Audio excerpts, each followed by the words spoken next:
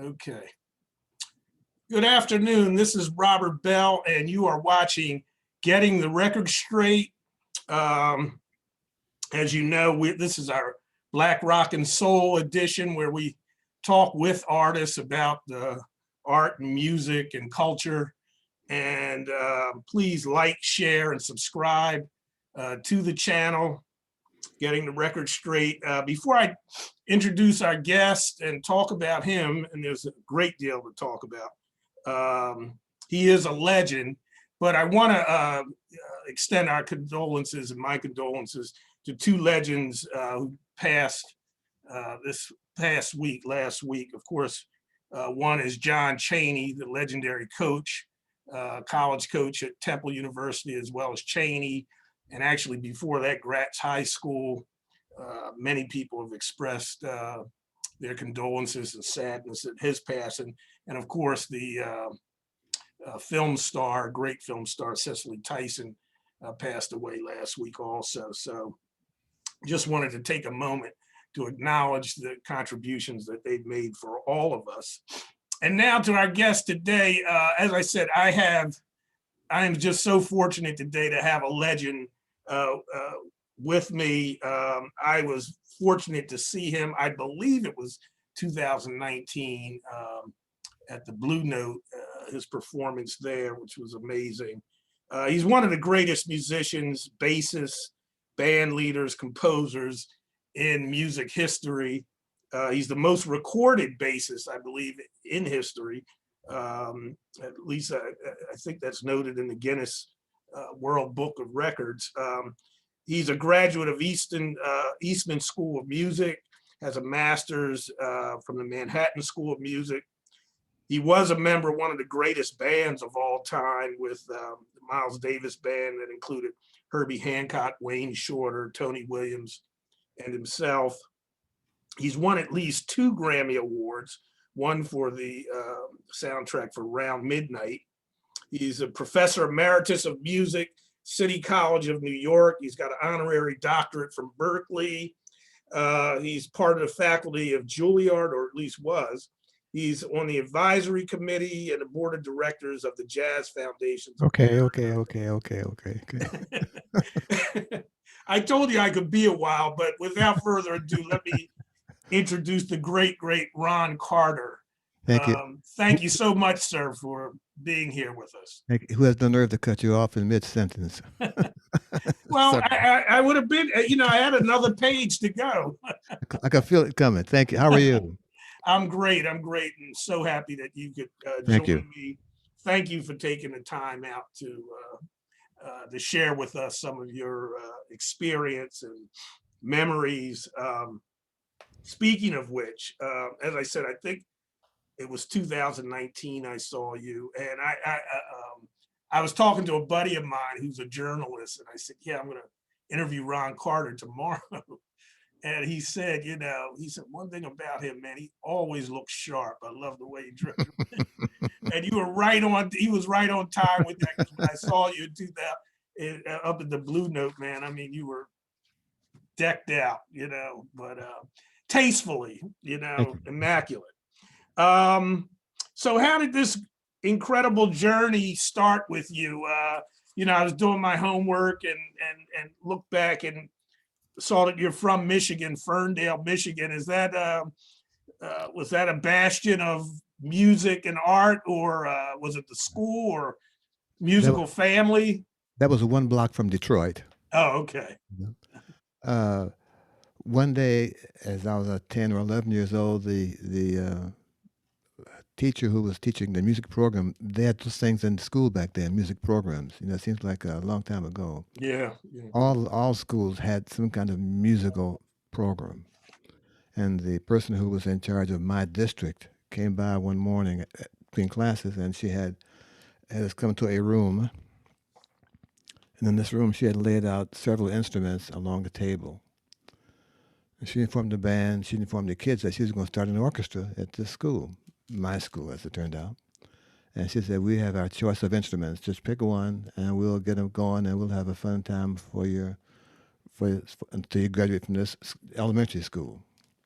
So, I guess we all looked at ones and kind of looked at each other and decided which ones we might want to strike out with. And somehow the cello seemed like a good instrument for me to try out. So I picked it up at about age 11 at the whatever grade you're in when you're 11 years old, and proceeded to take lessons and get better and better as I got along and changed teachers who were able to kind of help my growth, you know, who recognized that I was a little bit out of their purview, but they knew someone else who could take me to the next step.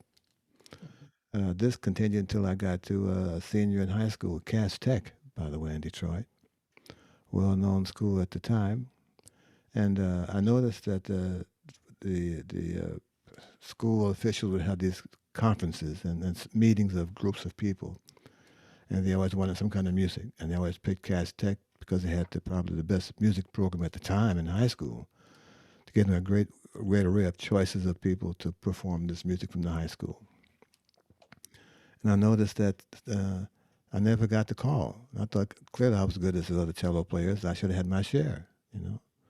And I guess rather than accept that as being the end result, looked around, noticed that the bass player was graduating in January of 1954. Mm. I said, well, if there's only one bass player, they got to call that guy, whoever he is. I'm going to make that guy be me. So I traded my cello in, old money. I'd paper out and pay for it with the Detroit Free Press back in the day, Mm. and began to take some bass lessons. And I got the check. There was only one left, and I did pretty good. At some point during my senior semester, there was a person coming along to audition for music schools, and not knowing any different, I felt that here's a chance. So I auditioned as a bass player. With a lot of nerve, been studying the bass about 6 months at the most, and limited experience as a bass player. But he thought that I had some potential, so he offered me a full scholarship to the Eastman School of Music, which I held on to for 4 years, and became a good bass player. Not surprising to me, but maybe somebody else. But I wasn't surprised. And along the way, I was a part of a house band in Rochester that brought in singles. Dizzy Gillespie came in by themselves, Slam Stewart, Sonny Stitt. I was able to join that house band in just outside of Rochester, New York, and I would play weekends, Thursday, Friday, and Saturday, or Friday, Saturday, and Sunday with those singles that came in, and start to get a handle on what this music took to be proficient. Good is another word. I wasn't even aware of that word. I just want to get what's going on here. In the meantime, when I would go home to Detroit for vacations or holidays, my neighbor was an alto player who loved, at the time, Dave Brubeck had just made his Jazz Goes to College record. It's a really big record. And he was kind of enamored with not just the Dave Brubeck library, but Paul Desmond. So this guy played really good alto. And he had the piano player friend and the drummer. All he needed was a bass player. So I said, well, I don't really know many songs, but I got a decent ear and I know how to transcribe. So if I can, that'll get me over the first couple of nights. We can do this. And that's what I did. That was my summers. During the course of my play in Rochester as a house band bass player, bands always came through. Horace Silver had a band with Teddy Kotick and Art Farmer, and Dizzy Gillespie's early band was there. Carmen McRae had Isaacs playing bass. Junior Mans, Sam Jones, really wonderful bands. And they all told me that in New York, it was always looking for a good bass player. When I finished school, they recommended that I come to New York and try my luck. So okay. In the meantime, 1958, there was a show in New York called Jazz for Moderns, run by Ed Sarkeesian. This is a major package show. It had Miles Band, had Maynard Ferguson's band with Wayne Shorter and Slat Hampton, Lambert Hendricks and Ross, Dave Brubeck, and Chico Hamilton had a quintet. This is when they had these really big package shows. They would travel throughout the East and West Coast. This time they would come in from Canada through New York City to get back to New York. And Chico Hampton heard me as a black cello player at school. So I met him. Because at the time, the cello player was going to leave the band. He's going to go back to New York, back to California. So Chico said, look, I read the book. We had a little quiet audition, in the practice rooms, He said, oh, wow, okay. Well, when you get ready to graduate and you come to New York, I'll be at Birdland. Stop by, and if the cello player doesn't leave, I'll give you the job. I said, okay. You know, I'm worried about exams and the next meal and stuff. You know, I can't worry about that right now. So anyway, I did graduate, and I did get my sheepskin, and I went to New York August of 1959, and I met Chico Hamilton at Birdland. Mhm. He said, man, sorry, man, the cello player's going to stay. But if you want to play bass, I got a bass chair open. I said, well, that's good. Got same four strings, man. Just got to stand up longer. Okay, I can do that. That's the band had Eric Dolphy and Dennis Buttermere. You know, a really good band. So I was in that band. Oh, I'm back to Rochester. So after the concert, someone was supposed to take Miles Davis and the band to the train station because they were coming back to New York right after the gig. Well, nobody showed up. And so someone who knew the promoter introduced me to him, Ed, and he said, look, I got this guy who needs to get to the train station, but there's no transportation. Can you take him to the train station? Well, it's about a mile away from the, I got all day, man, you know. So it was Miles in the band.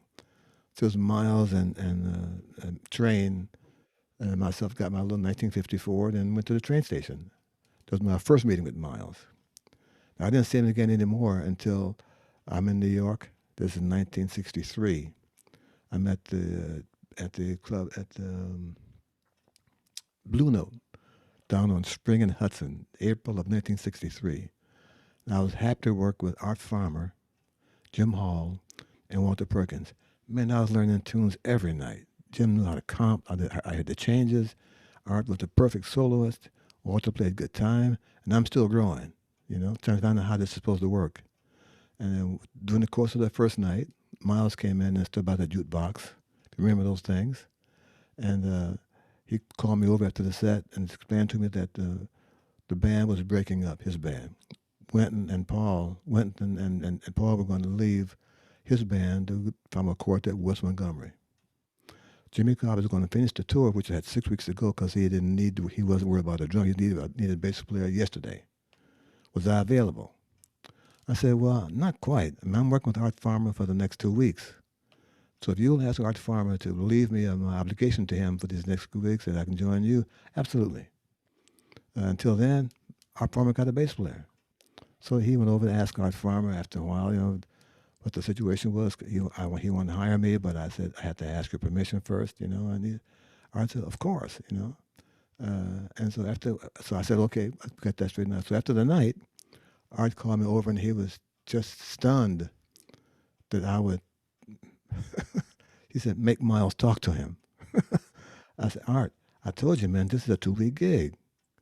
And you know, it no longer will be that when you say it's not going to be that. I'm not going to be the guy to do that. Until you say I'm free, I'm not free, man. I'm obligated to you, and I'm enjoying this band. Jim, I'm learning how to comp. I'm learning how to play chords. I'm doing all the stuff I need to learn how to do. I'm not saying I'm not qualified for Miles's band. I'm saying I'm happy here because I'm committed to you. He said, oh, man, that's art, please. Done. And I think that set the table for me and Miles, our relationship, because he understood from that point. And that was a band like being in heaven. And Miles Davis Quintet, that was it. Here's this guy telling me, I need a bass player, and he's it, but he's not available because he's not got out a gig. I'm not using this vocabulary right now, but it's kind of rough, you know. Miles, please, you know. I think that opened a door for a really special relationship because he understood the, the obvious quandary that I would have been facing if I accept quandaries. I can have one right now, man. I'm working with Art Farmer. Yes, you're the best band there is, but I'm working. I'm happy where I am. At any event, that started me with the Miles Davis Band for the next 5 years and some odd months, Mhm. up to talking to you just about right now, in between. Did you you had done some work with you had done your own album with Eric Dolphy. Was that after that or before that? Before, that's Okay. probably 1961, 62, something like about 61, yeah, Uh-huh. called Where. Right, right. And was that particularly a different style type of thing than what you started doing with Miles? Well, I like to think that all of our experiences Herbie and Tony included in this case, Mhm. are a product of our environment. We weren't just playing bebop kind of tunes. We were involved in avant-garde music. Sam Rivers had a nice studio. Tony knew Sam from Boston, so Tony was already aware of the avant-garde view of jazz. Herbie was doing his gigs on his own with these various kind of outside bands. I was working with a guy named Don Ellis, if you know his name from the avant-garde days, and Jackie Byard. So I was already a part of the.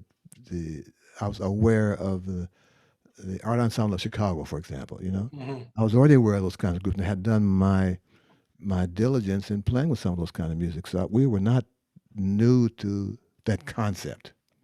You know, uh, I think in hindsight, Miles picked the three guys, in this case, me, Herbie, and Tony, who were probably in both camps, who understood the avant garde point of view, but who Mhm. were clearly steeped in the tradition of his tradition.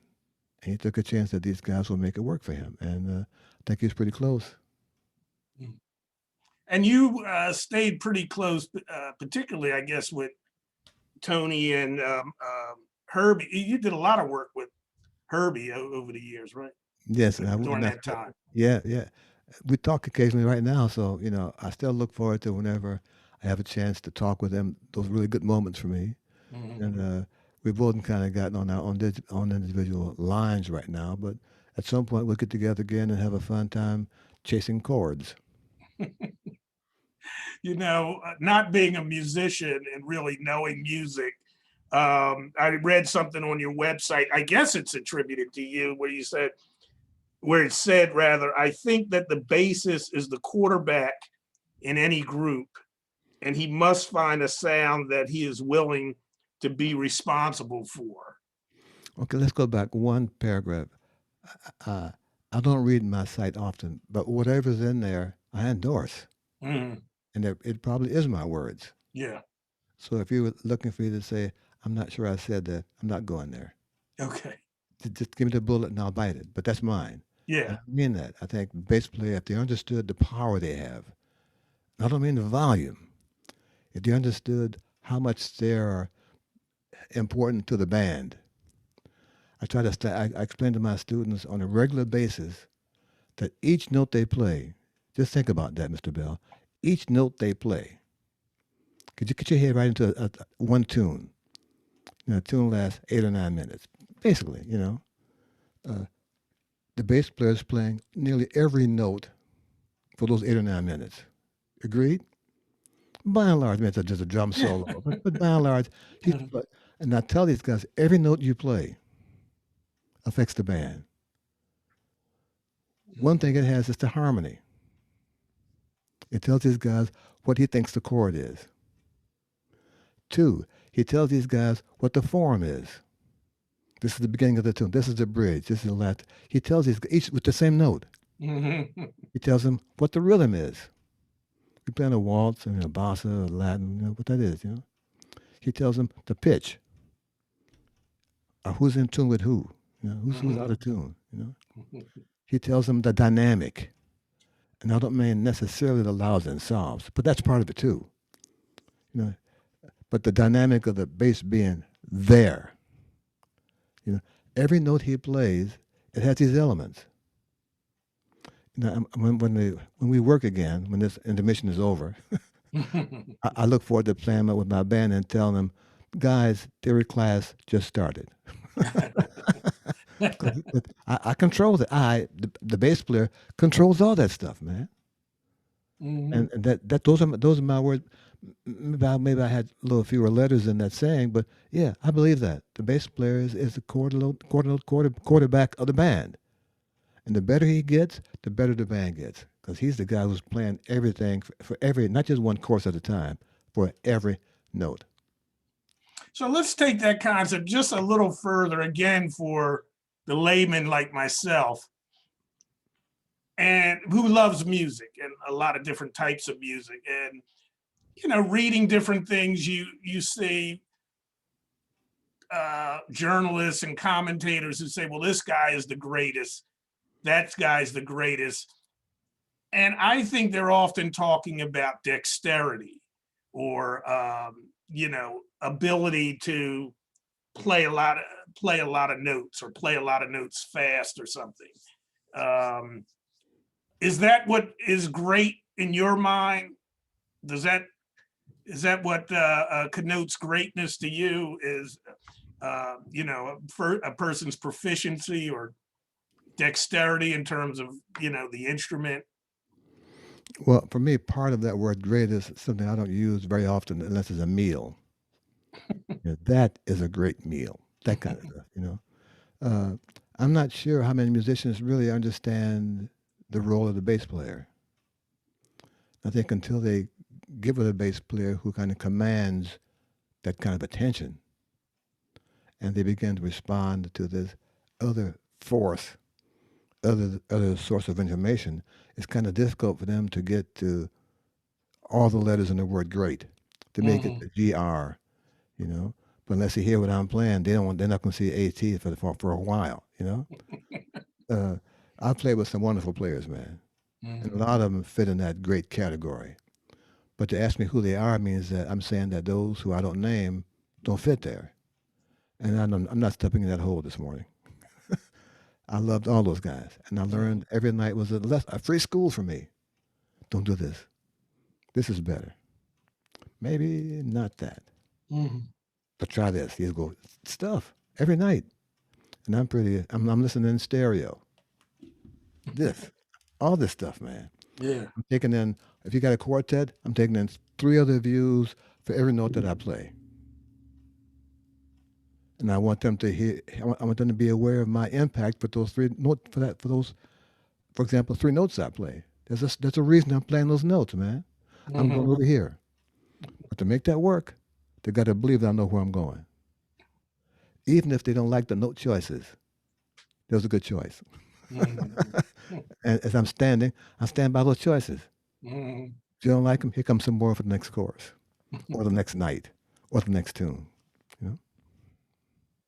That's interesting. It really is. I thought it was really interesting to see that in the 2000s. Let me see. You did some work with Tribe Called Quest and Verses from the Abstract, the CDs, which I'm familiar with, Red Hot and Cool, The Stolen Moments, and Red Hot and Indigo, I believe it is, with Mos Def and Talib Kweli. Talk Mhm. about those experiences a little bit. I'm not sure what you mean talk about. That's always a tough question for me because the question is so open ended. I could talk about saying I made them and that's comfortable for me. But you want some different detail. I need to know how to get that to you, other than talking Well, about it. you enjoyed them, I take it. Well, that's another question. If you ask me that, I can answer that right away. Uh, Yeah. Otherwise, I wouldn't have been there much more than one chorus. I look at all those kind of projects with Q-Tip and the other, Gil Scott Heron. They're all strangers to me. mm-hmm. And I know their music broadly speaking because you would hear it on the radio. But I didn't know them. I never saw them perform live. I had no records of them. I just knew what I heard on the radio and commentary from my friends who were a little more updated to the music than I was, you know.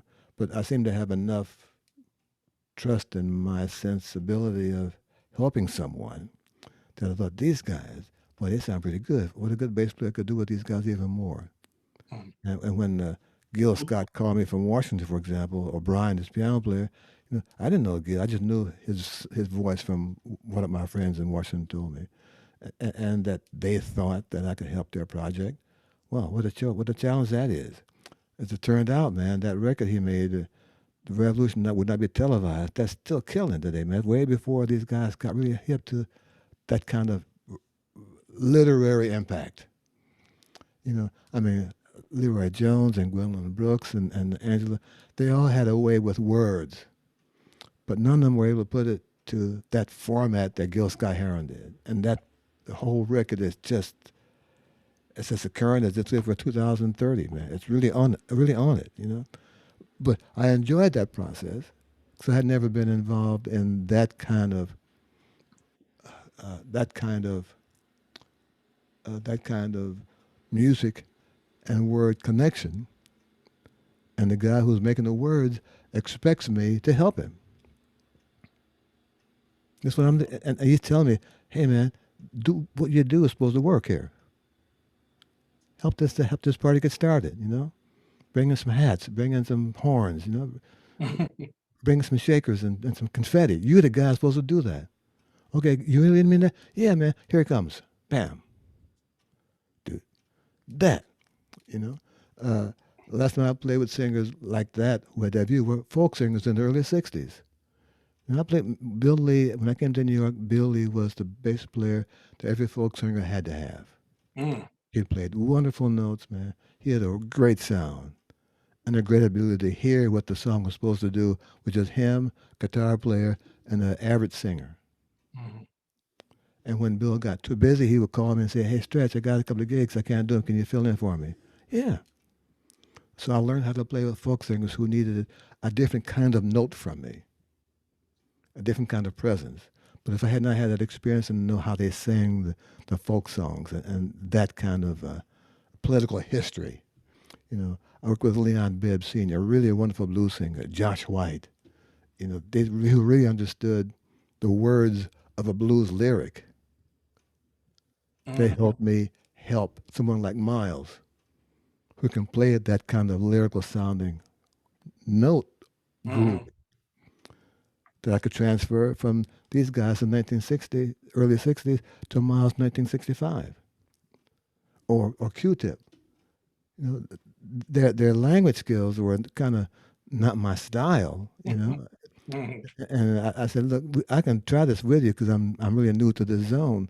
But the language starts walking sideways, guys. My car's outside and the motor's still running, and I'm taking the chance that it'll be there when I'm ready to leave early because I will leave early, you know. And he said, oh, no, no, Mr. Carter. I said, okay, let's read the poem. And the words were so interesting to me. I said, I know what that is. Mm. Yeah, I'm playing the key of F for these guys. That's the sound. That's the tone center. Mm. You know, and we did 2 or 3 takes, and I went home early, my scarf on, and got out of town, and I had a great time with those kids. Yeah. Well, it's those experiences that we brought to the Miles Band. And it's those experiences that helped all of us be able to come to a view like we ended up by doing, you know. Fantastic. I that sound of political you know, dealing with the black experience from a political standpoint that Gil Scott talked about. You know, I had Gary Bartz on a couple weeks ago, I know and Gary. you know, he said that's, you know, even with Gil Scott, it wasn't new. You know, that folks have been doing that even before him. So that thread of resistance, if you will, frustration of uh, you know, liberation, that's always been expressed in certainly in black music and jazz and through poetry. So the merging of it is just, I guess, a natural thing. Did you hear Gary's record of him singing that Langston Hughes poem, I've Known Rivers? I'm sorry, what was that? Gary made a record singing called and that's I Have Known Rivers, a Langston Hughes poem. Oh, You know? yes, yes. Hmm, Yeah, sure. he was singing those kind of lyrics and saxophone in the early 60s on Riverside with Orrin Keep News. Hmm. So he understood the meaning of, excuse me, he understood the feeling of how you can make a saxophone connect with the political words at the time with music. Excuse me a moment, Ron. Hmm. Robert.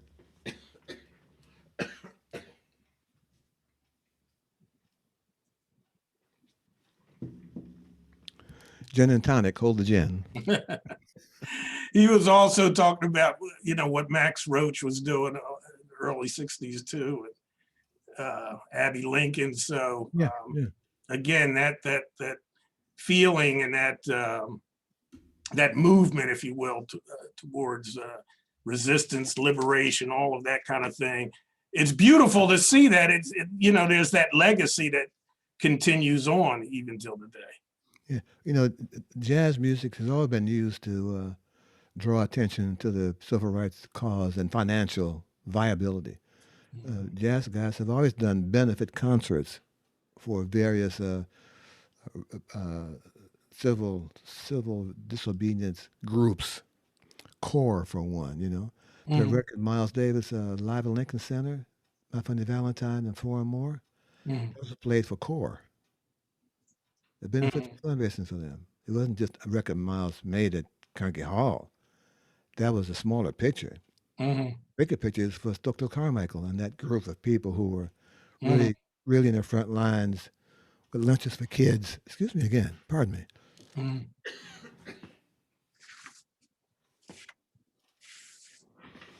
I had some more. I'm not going to go to the well and get some water. Hold on a minute. Mm-hmm. Sure. You know what a well is, man? Go to the well and get some water. Right. Don't go away. Okay.